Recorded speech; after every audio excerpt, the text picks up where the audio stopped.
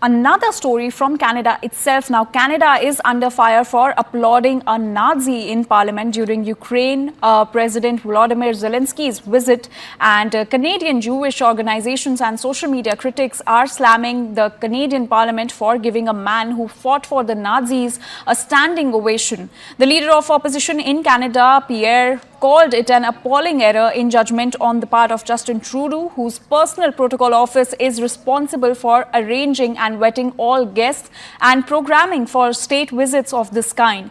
Pierre has also called for Trudeau to personally apologize, saying that he must avoid passing the blame to others as he always does. In fact, the Speaker of Canada's House of Commons apologized on Sunday for recognizing a man who fought for a Nazi military unit during World War II. And we have CNN News 18's Abhishek Jha to tell us more about this whole controversy. Abhishek, over to you. Of course, this is a real concern that the Canadian society and the political system will not accept, felicitating and honoring a person who has been involved in Nazi atrocities.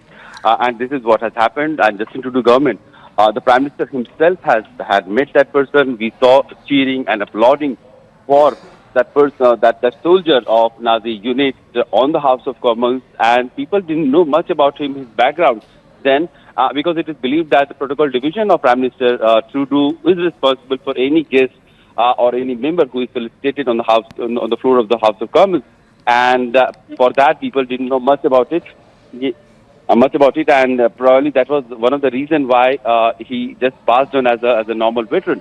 But as the information trickled in that he had been involved in Nazi atrocities units and he worked for them, there has been wide uproar across Canada, so much so that the Speaker of the Canadian Parliament has also apologized. Now the opposition is demanding that the Trudeau government should take the blame of it, and he should also apologize for him being felicitated and honored at the floor of the House.